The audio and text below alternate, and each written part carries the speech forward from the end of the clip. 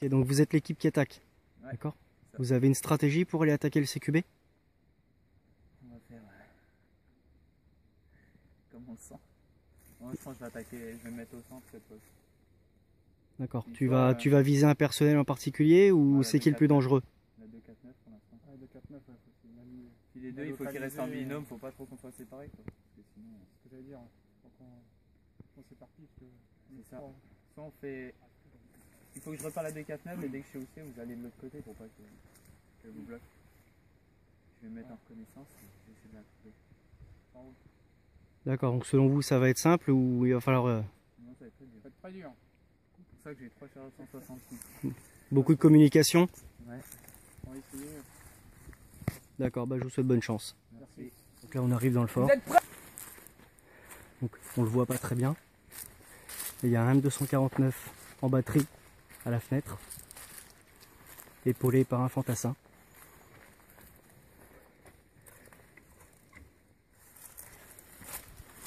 Et un observateur à l'étage. On va monter à l'étage pour voir. C'est la vue du premier étage. On a une bonne vue périphérique sur tout le terrain, l'entrée du bois, les cabanes, ce qui permet d'avoir un champ de vision très étendu. Ah, les premiers tirs.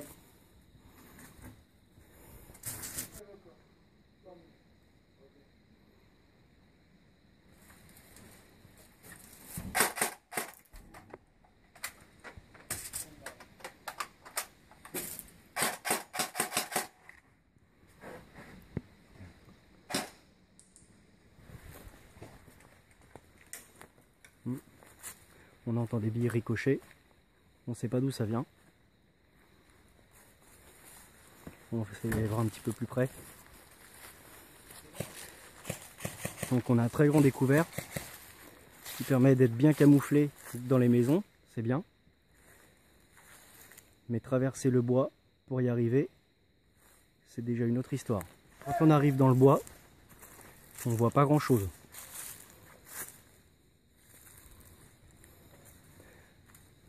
Alors que le contraste fait qu'on y voit quand même assez bien ce qui se passe dans les cabanes quand on est à l'extérieur. La communication, c'est la clé de la réussite. Une équipe qui ne communique pas, c'est une équipe qui perdra.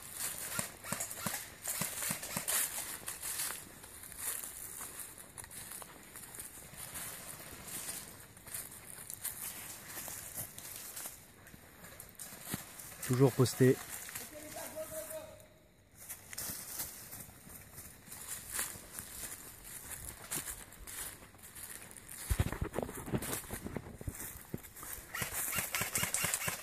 Approche effectuée par des bonds successifs. On court jusqu'à un poste, on tire, on se planque. Donc riposte, poste, riposte.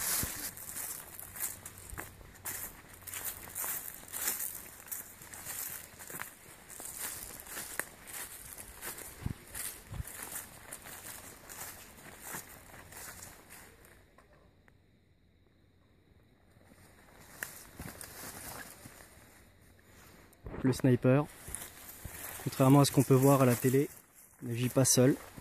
Il est toujours en liaison directe avec ses collègues. Ok. Donc là, un exemple du fair play. Le sniper a réussi son coup, mais il ne peut pas voir exactement s'il a touché. Donc la personne qui est en face a reçu une bille, elle se déclare out. Et comme ça, on sait exactement qu'il a fait mouche. Ça, c'est le bruit caractéristique de l'M249. Comme vous pouvez le voir par ici, quand on regarde la lisière de bois, on a beaucoup de mal à distinguer les joueurs. Donc le découvert est très bien. L'équipe qui défend a un avantage, puisqu'elle est camouflée dans les bâtiments avec des fenêtres. Mais par contre, ils ne voient pas beaucoup ce qui se passe dans le bois. Tandis que dans le bois, on voit assez bien se découper les personnages à travers les fenêtres.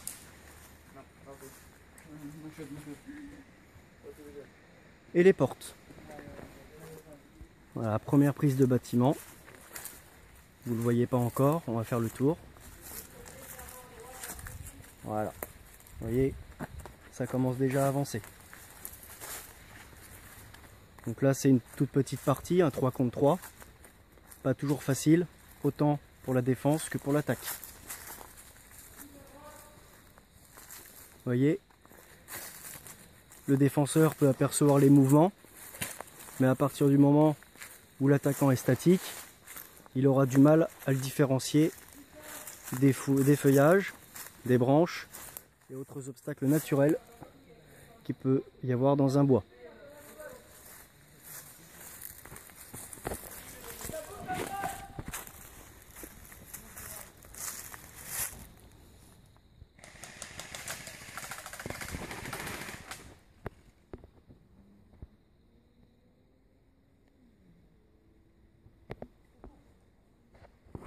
Voilà, vous entendez. Il a dit je te couvre. Donc là, ils agissent en binôme. Ils bossent bien. Communication. Ils sont postés. À chaque fois qu'ils voient un défenseur, ils l'annoncent.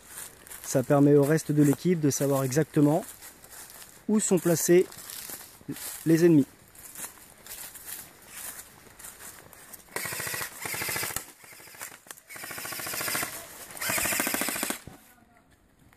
Toujours posté. Donc là le bruit que vous avez entendu c'est les billes qui n'arrivent plus dans le puits de chargeur. Et ce qui a été annoncé par la défense. Donc c'est très technique puisque eux ils l'ont entendu directement. Ils ont entendu la différence de bruit. Et ils l'ont annoncé.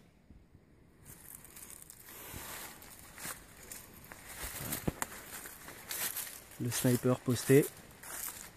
Laisse le canon dépasser. Mais s'il ne bouge pas, on aura du mal à le repérer. Le sniper a une distance de tir bien supérieure aux autres, ce qui lui confère un avantage pour tirer de loin. Et avec la lunette, Il est rentré dans la tour. il a une très bonne portée et une très bonne vision. Là, par contre, on a une personne qui se trouve donc complètement à l'opposé. C'est un groupe de 3, c'est pas facile d'établir une stratégie à 3. Mais être tout seul sur un côté complètement opposé à ses deux camarades, c'est difficile à tenir comme position. Tant en attaque qu'en défense. Mais surtout plus en attaque.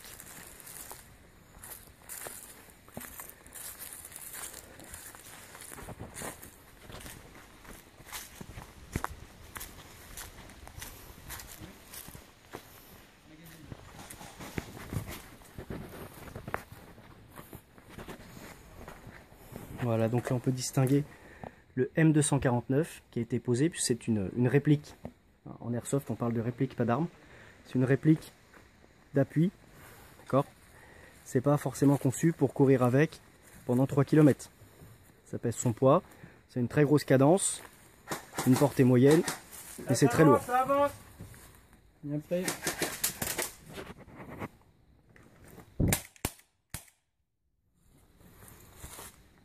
Ça avance aussi à gauche.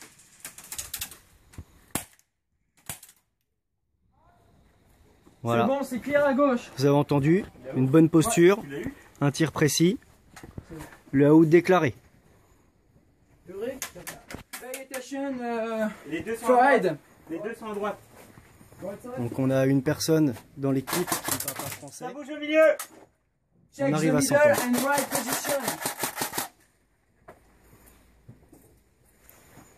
Ouais, toujours posté. La rapidité. Out. Et il s'est fait avoir quand même. Vous voyez, le fair play c'est ça. En jeu. Et l'esprit d'équipe. L'esprit d'équipe c'est ça. Un collègue en difficulté. On vient l'aider tout de suite. Il est reparti dans la partie. Et il peut reprendre son jeu.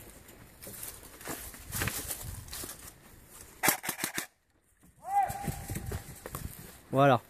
Vous voyez, encore un out. Donc comme je disais, c'est un sport qui est basé sur le fair play. D'accord? On n'est pas des gros militaires bourrins. Dans un jeu, on ne tue pas, on n'a pas d'armes, on a des répliques et on out les gens. Retournez voir du côté du sniper. Donc, comme vous pouvez le constater, un bon sniper, c'est pas un sniper qui reste une demi-heure au même endroit. D'accord? Un bon sniper, c'est un sniper qui se déplace, qui trouve un poste adapté avec un angle optimal, qui tire 1, 2, 3 billes. Et ensuite, il s'exfiltre de part.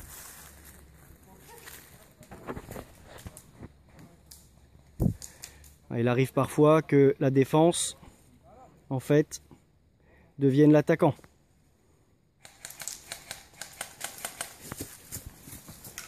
Et parfois la fuite, c'est la meilleure des défenses. Se regrouper, recharger ses répliques, réfléchir à une stratégie et retourner au charbon. On n'est pas des bourrins, on n'agit pas sans réfléchir tout seul dans son coin comme à la télé. Une équipe, ça se serre les coudes, mais ça réfléchit.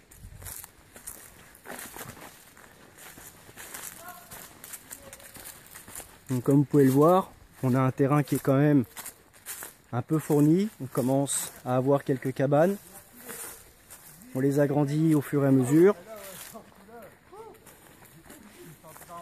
Et comme vous pouvez voir, il n'y a aucune animosité entre nous. L'attaque et la défense ne sont pas des ennemis. Ce sont des joueurs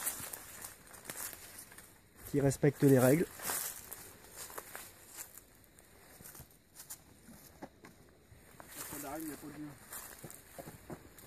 Voilà, le respect des règles et des personnes. Donc tu t'es fait avoir, Steve? Ouais, je suis touché. Bon. C'est ton combien d'out? Première fois. Première fois? Donc nous on a des parties, en règle générale, on a 3 outs. Donc on se fait toucher une première fois, on reste. Voilà, la réplique pas en état de tirer. On attend qu'un de nos petits camarades vienne nous délivrer pour reprendre le jeu et l'annoncer clairement. Quand on se fait avoir 3 fois, à la 3e, c'est un out définitif comme on dit. Donc le joueur touché 3 fois, out définitif, arrête la partie et regarde ses petits camarades continuer en espérant qu'ils terminent le combat. Comme vous pouvez le voir, si jamais les joueurs sont beaucoup trop éloignés les uns des autres, se faire respawn comme on dit, c'est-à-dire se faire remettre dans le jeu par un de nos coéquipiers, ça devient assez difficile. Quand on a, comme par ici par exemple, un joueur qui est très très loin à une extrémité par rapport à ses petits camarades qui sont complètement de l'autre côté, bon, lui il peut déjà s'attendre à patienter un petit moment avant que les collègues quand même reviennent et s'inquiètent de lui. Parce que des fois, bah, on oublie des camarades, ça arrive. Une petite sieste. Tu t'es fait toucher? Ouais. Ouais. Donc qu'est-ce qui se passe quand tu fais toucher comme ça? Alors quand on est touché, on doit crier out pour dire qu'on est sorti du jeu. Voilà. Et on attend patiemment. D'accord. Est-ce que ça te viendrait à l'idée de prendre une bille et de pas le dire? Non. C'est l'anti-jeu. Voilà. Donc c'est ce que je vous disais, c'est du fair play. C'est un sport basé sur le fair play. On rentre dans une phase qui commence à être un petit peu plus offensive, puisque ils sont 3 en défense et ils savent pertinemment qu'il leur reste plus qu'un. Théoriquement, ils connaissent sa réplique, ils savent de quel type de joueur il s'agit, donc ils savent comment l'aborder.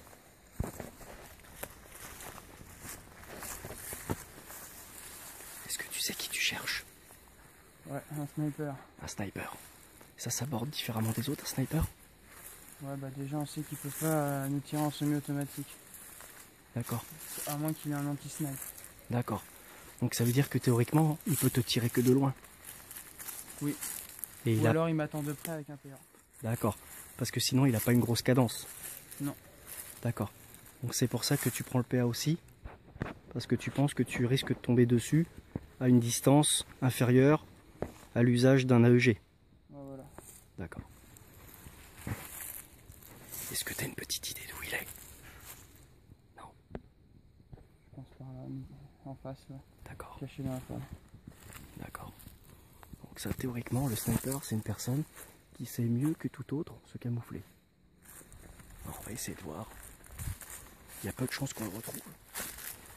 Normalement, le sniper est passé maître dans l'art du camouflage. Puisque le but, c'est d'approcher sur une position, de faire un tir et de s'exfiltrer sans que les autres en face aient pu voir où il était. Ou ne serait-ce que l'entendre. Le moindre geste peut trahir la présence du sniper.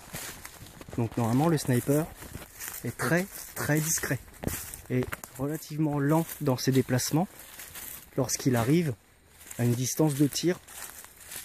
Donc là en l'occurrence du CQB.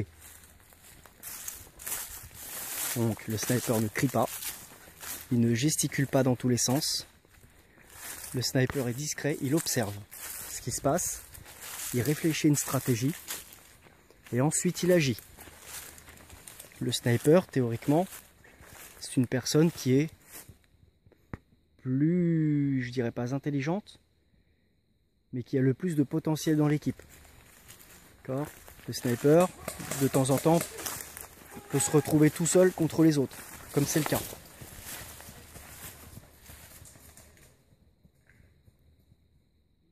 Vous voyez? Donc là, il est à 20 mètres, 25 mètres. On l'entend déjà plus. On sait à peu près où il est parti. Mais si je vais voir, il y a des chances pour qu'il soit déjà plus à l'endroit où je pense. Ça se précise. Donc là, si vous n'avez pas tout compris, ils vont mettre en œuvre une sorte de tenaille, un peu comme ce qu'on voit à la télé. Un élément à droite, un élément à gauche, et peut-être un élément au centre. Je sais pas, j'ai pas tout vu. Voilà, on a l'observateur qui était tout en haut, qui commence à descendre. Parce qu'ils savent très bien que le sniper, il est avec sa réplique de poing, il a une portée moindre, et 3 contre 1, ça leur permet d'avoir une sécurité supplémentaire.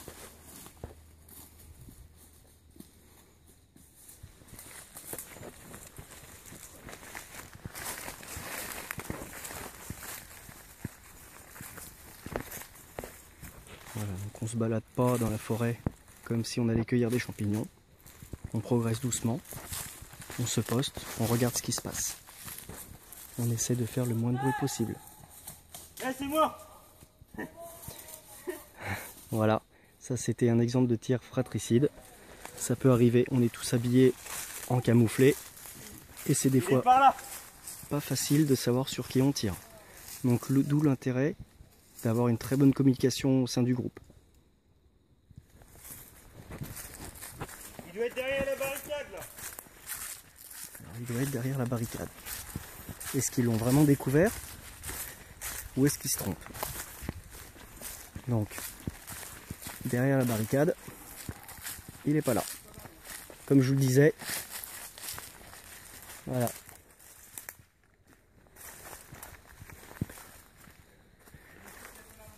Voilà, donc le sniper a bien réussi sa mission parce qu'il se trouve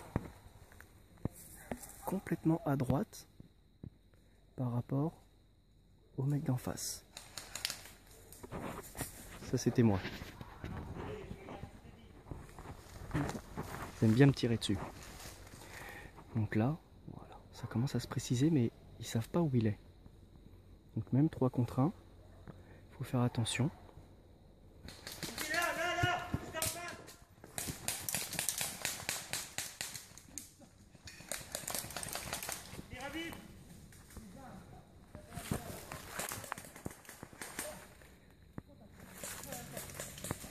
Voilà. Vous voyez, même un mec tout seul peut des fois tenir en défaut une équipe de 3.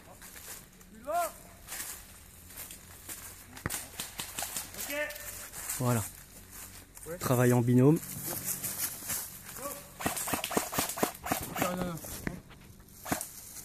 Un qui couvre l'autre, un observateur.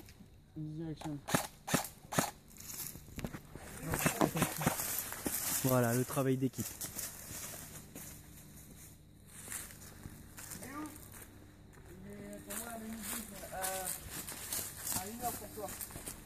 Donc là vous voyez, c'est un mec tout seul contre 3. Et mine de rien, il arrive jusqu'à maintenant à les tenir en échec. Bon, ce qui est déjà tout à son honneur.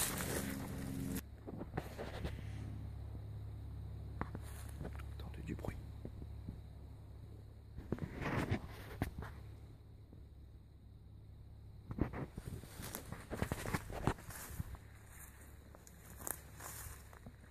Donc là, ils font super gaffe.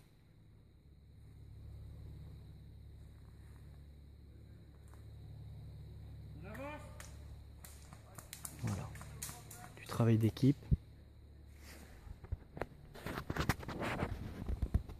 Tu l'as vu ou pas?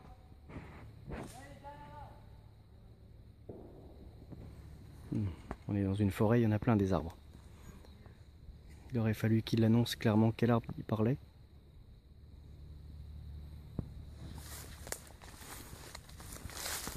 Et quand on se trouve de l'autre côté, tout ce qu'on voit, c'est des arbres.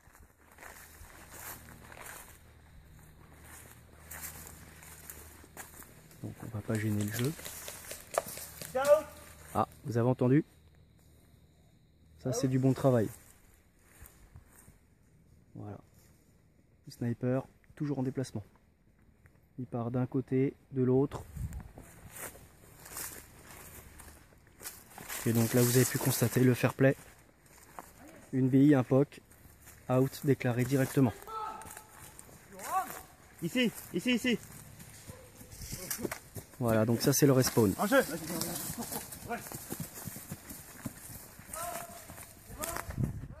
Merde, ça c'était un trou.